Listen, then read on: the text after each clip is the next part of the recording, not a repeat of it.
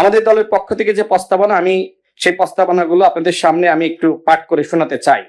প্রথমত, নির্বাচনী কেন্দ্রে সিসিটিভি ক্যামেরা স্থাপন করতে হবে, যাতে করে আপনারা এই প্রধান নির্বাচন কমিশনের কার্যালয়ে বসে আপনারা দেখতে পারেন যে দেশের কোথায় কিভাবে নির্বাচনটা হচ্ছে এবং আপনারা তাৎক্ষণিকভাবে সিদ্ধান্ত গ্রহণ করতে পারেন। 2 নম্বরে, প্রতিটা রাজনৈতিক দলের জন্য বাধাহীন গণসংযোগ ও প্রচারণার সুযোগ সৃষ্টি করে নির্বাচনের যথাযথ পরিবেশ তৈরি করা। 3 নম্বর, কোনো কেন্দ্রে গোলযোগ, ভোট কেন্দ্র দখল ও জোরপূর্বক ভোট প্রদানের চেষ্টা করলে উক্ত কেন্দ্রে ভোট স্থগিত করা এবং প্রার্থীর নিজের সম্পৃক্ততা থাকলে প্রার্থীর প্রার্থিতা বাতিল করা। 4 নম্বর, 2014, 18 এবং 2024 সালের নির্বাচনে দায়িত্বপ্রাপ্ত কর্মকর্তাদের নির্বাচনী দায়িত্বের বাইরে রাখা। 5 নম্বর, সংসদ সদস্য পদপ্রার্থীদের নিয়ে আসন ভিত্তিক উন্মুক্ত ডিবেটের আয়োজন করা এবং বিভিন্ন দলের যারা প্রধানমন্ত্রী পদপ্রার্থী তাদেরকে নিয়ে ন্যাশনাল ডিবেটের আয়োজন করা, যেটি পৃথিবীর বিভিন্ন দেশে রয়েছে। শুধুমাত্র সিটি ব্যাংকে অ্যাকাউন্ট থাকলেই করতে পারবেন গুগল পে, তাই অ্যাকাউন্ট খুলুন আজই। 6 নম্বর, প্রবাসীদের ভোটাধিকার নিশ্চিতে পোস্টাল ভোট বিডি অ্যাপে নিবন্ধনের জন্য বিভিন্ন দেশের জন্য মাত্র 4 থেকে 5 দিনের আলাদা সময়সীমা নির্ধারণ না করে সব দেশের জন্য একই তারিখ দিয়ে অন্তত 2 মাস সময় নির্ধারণ করা। 7 নম্বর, সাংগঠনিক কার্যক্রম নিষিদ্ধ আওয়ামী লীগের পদধারী নেতাদের স্বতন্ত্রভাবেও নির্বাচনে অংশগ্রহণের সুযোগ না রাখা। আমরা আমাদের দলের পক্ষ থেকে এই বিষয়ে স্মারকলিপি দিয়েছি। আমি এই বিষয়টি একটু ব্যাখ্যা করতে চাই। সরকারের পক্ষ থেকে এবং নির্বাচন কমিশনের পক্ষ থেকে বলা হয়েছে যে আগামী নির্বাচন হবে ইতিহাসের সেরা নির্বাচন এবং সেই নির্বাচন বানচালের জন্য আমরা ইতিমধ্যে দেখছি আওয়ামী লীগ সারা দেশে অরাজকতা সৃষ্টি করেছে। তো সেক্ষেত্রে সাংগঠনিকভাবে যেহেতু আওয়ামী লীগের কার্যক্রম নিষিদ্ধ ঘোষিত হয়েছে, এই জায়গায় আওয়ামী লীগের কোনো নেতা স্বতন্ত্র ভাবেও নির্বাচনে অংশগ্রহণ করার সুযোগ নাই। যেহেতু দল হিসেবে আওয়ামী লীগের সাংগঠনিক কার্যক্রম নিষিদ্ধ, সুতরাং কোন নিষিদ্ধ সংগঠনের নেতা স্বতন্ত্রভাবেও নির্বাচনে অংশগ্রহণ করতে পারে না।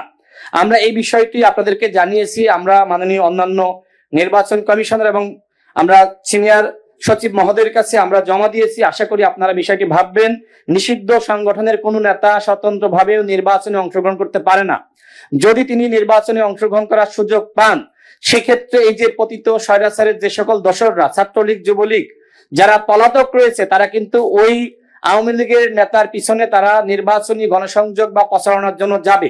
তাদের উদ্দেশ্য নির্বাচন করা নয়, বরং নির্বাচনের দিন নির্বাচন বানচাল করা বা নির্বাচনের সময়ে এক ধরনের অরাজকতা সৃষ্টি করা এবং নির্বাচনটা যে কোনো ভাবে বানচাল করা, চক্রান্ত করা।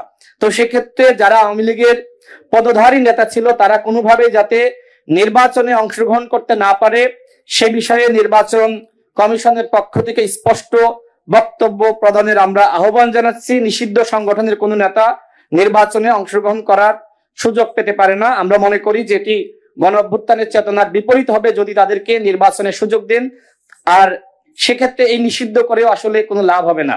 এই জন্য আমরা মনে করি অবশ্যই নিষিদ্ধ সংগঠনের কোনো নেতা নির্বাচনে অংশগ্রহণ করতে পারবে না স্বতন্ত্রভাবে বা অন্য কোনো ভাবে। 8 নম্বর, 2024 সালের ডামি নির্বাচনে অংশগ্রহণকারী প্রার্থীদের ত্রয়োদশ জাতীয় সংসদ নির্বাচনে অংশগ্রহণ করার সুযোগ না রাখা। যেহেতু 24-এর নির্বাচন ছিল ইতিহাসের সব থেকে একটি ভয়ানক নির্বাচন এবং এই নির্বাচন করার কারণে এদেশের জনগণ ক্ষুব্ধ হয়েছে। এই জন্য এই ডামি নির্বাচনে অংশ নিয়ে যারা শেখ হাসিনাকে ফ্যাসিস্ট বানাতে সহযোগিতা করেছে এরা প্রত্যেকে অপরাধী। সুতরাং এই ডামি অপরাধী এরা কোনোভাবেই আগামী নির্বাচনে যাতে অংশগ্রহণ করার সুযোগ না পায় সে বিষয়ে আমরা আশাবাদী যে আপনারা কঠোর ব্যবস্থা গ্রহণ করবেন। 9 নম্বর, ফ্যাসিবাদের দোসর জাতীয় পার্টি ও 14 দলকে সংলাপে আহ্বান না করা এবং নির্বাচনের বাইরে রাখা। যেহেতু আওয়ামী লীগ যে ধরনের অপরাধ করেছে, জাতীয় পার্টি 14 দল একই ধরনের অপরাধ করেছে। আমি একটি উদাহরণ দিয়ে বোঝাই। মনে করেন একজন মানুষকে হত্যা করা হয়েছে 5 জন মিলে, এর মধ্যে একজন গলায় ছুরি চালিয়েছে, তার তো বিচার হবে। আর যে হাত ধরেছে, পা ধরেছে, মাথা ধরেছে, তারও তো বিচার হবে। সবাই তো সমান অপরাধী। এক্ষেত্রে যেহেতু আওয়ামী লীগের বিষয়ে সরকার সিদ্ধান্ত গ্রহণ করেছে। জাতীয় পার্টি এবং 14 দলের বিষয়ে জনগণ এখনো পর্যন্ত তাদের মতামত জানাচ্ছে, প্রতিবাদ জানাচ্ছে, আন্দোলন চলছে এবং ওই মানুষটিকে হত্যার ক্ষেত্রে আওয়ামী লীগ যেমনি ভাবে অপরাধ করেছে ঠিক একইভাবে অন্যান্য দল, জাতীয় পার্টির 14 দল একই ধরনের অপরাধ করেছে। সুতরাং এই গণহত্যার দোষর জাতীয় পার্টি এবং 14 দল কোনোভাবেই নির্বাচনে অংশগ্রহণ করতে পারবে না এবং আপনাদের সংলাপে তাদেরকে না আহ্বান করার আমরা অনুরোধ জানাচ্ছি। 10 নম্বর, সামাজিক যোগাযোগ মাধ্যমে অপপ্রচার ও গুজব বন্ধ করা, নারী প্রার্থীদের জন্য নিরাপদ প্রচারের ব্যবস্থা করা এবং নির্বাচনে এআই ব্যবহার সম্পূর্ণভাবে নিষিদ্ধ করা, যেটা আপনাদের এজেন্ডাতেও আছে। 11 নম্বর, অন্তর্বর্তীকালীন সরকারের সুবিধাভোগী কেউ নির্বাচনে অংশগ্রহণ করতে পারবে না।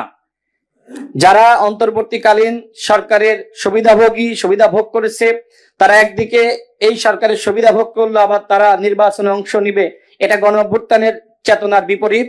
এই বিষয়টি আপনাদের লক্ষ্য রাখার আমরা অনুরোধ জানাচ্ছি।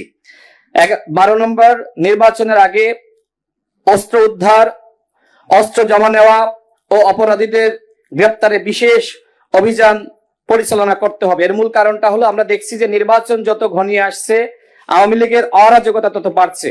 সুতরাং যেহেতু নির্বাচন তফসিল ঘোষণার পরে সবকিছু নির্বাচন কমিশনের অধীনে চলে যাবে, প্রশাসন থেকে শুরু করে, তো আপনারা আশাবাদী আমরা যে আপনারা এই বিষয়ে পদক্ষেপ গ্রহণ করবেন। 13 নম্বর, ডিসিএসপি সংসদ সদস্য প্রার্থী ও রাজনৈতিক দলের জেলা ভিত্তিক শীর্ষ নেতৃবৃন্দের সমন্বয়ে নির্বাচন সহযোগিতা কমিটি গঠন করা। 14 নম্বর, কালো টাকা ও পেশি শক্তির মাধ্যমে প্রভাব বিস্তার বন্ধে পদক্ষেপ গ্রহণ করা। কোন প্রার্থী টাকা বা উপঢৌকন দিলে তার প্রার্থিতা বাতিল করা এবং যে ভোটার এটি গ্রহণ করবে তারও ভোটাধিকার স্থগিত ঘোষণা করা। 15 নম্বর, স্কুল কলেজের শিক্ষক ও শিক্ষার্থীদের জোরপূর্বক নির্বাচনী প্রচারণার কাজে ব্যবহার না করা। আমরা লক্ষ্য করছি ইতিমধ্যে যে শিক্ষার্থীদেরকে বিভিন্ন মিছিল মিটিং এ নিয়ে যাওয়া হচ্ছে, শিক্ষকদেরকে ব্যবহার করা হচ্ছে, ক্লাসরুমে যাওয়া হচ্ছে। এই কাজগুলো যাতে আইন করে বন্ধ করা হয় সেই বিষয়ে আমরা অনুরোধ জানাচ্ছি। আমরা যখন ঢাকা বিশ্ববিদ্যালয়ে পড়াশোনা করেছি আমরা দেখেছি যে হলগুলো থেকে আমাদেরকে জোরপূর্বক মিছিল মিটিং এ নিয়ে যাওয়া হতো। ঠিক একই কালচার যদি এখন থাকে এটি আমরা কোনোভাবে মানতে পারি না। কারোর যদি ভালো লাগে মিছিলে যাবে, না লাগলে যাবে না। গ্রামগঞ্জে কিন্তু এই চর্চা এখনো পর্যন্ত রয়েছে।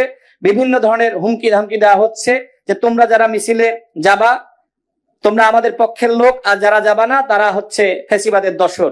মানে এইভাবে এক ধরনের আতঙ্ক সৃষ্টি করা হচ্ছে। আমি যেহেতু গ্রামে গণসংযোগে গিয়েছি আমার অভিজ্ঞতা এটি বলে আপনারা এই বিষয়ে পদক্ষেপ গ্রহণ করবেন। এবং স্কুল কলেজে আমরা দেখতে পাচ্ছি যে কমলমতি শিক্ষার্থীদেরকে তাদের সামনে দাঁড় করিয়ে রেখে মানে একজন প্রার্থী প্রচারণা করছে, এটা কোনোভাবে আমরা গ্রহণ করতে পারি না। এই বিষয়ে আপনারা পদক্ষেপ গ্রহণ করবেন।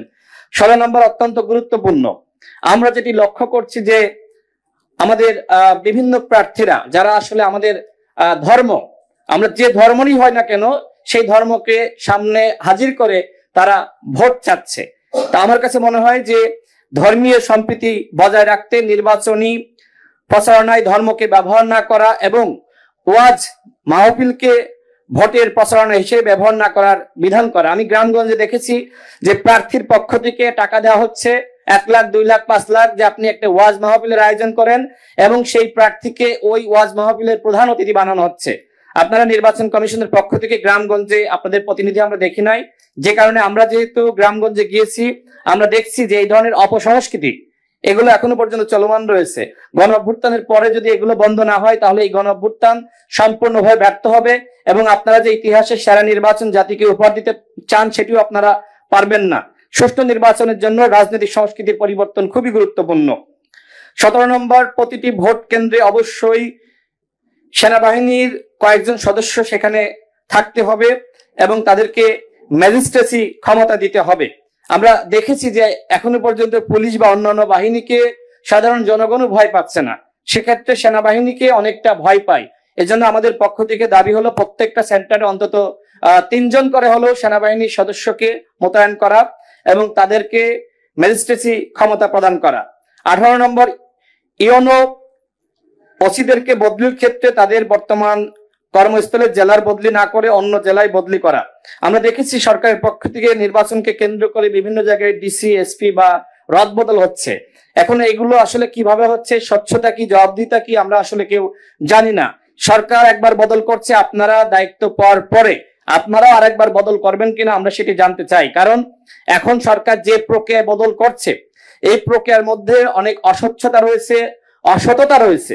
তো আপনারা যেহেতু ইতিহাসের সুষ্ঠু নির্বাচন জাতিকে উপহার দিতে চান, আপনাদের প্রতি আমাদের আহ্বান যে আপনারা যখন পুরোপুরি আপনারা প্রশাসনিক ক্ষমতা আপনারা হাতে পাবেন, তখন ডিসি, এসপি থেকে শুরু করে সমস্ত প্রশাসনের আপনারা নিরপেক্ষতা বজায় রেখে রদবদল করবেন। এটা আমাদের দলের পক্ষ থেকে প্রস্তাবনা ছিল। আমি সর্বশেষ বলতে চাই যে আপনারা ইতিমধ্যে আরপিও সংশোধন করেছেন, আরো আচরণবিধি তৈরি করেছেন, যে এটি যেহেতু দলগুলোর সাথে আলোচনা করে তৈরি করা হয়নি, সেক্ষেত্রে দলগুলোর সাথে আপনারা আবারও আলোচনা করেন, বসেন, কথা বলেন, তার ভিত্তিতে আপনারা চূড়ান্ত সিদ্ধান্তের দিকে যান।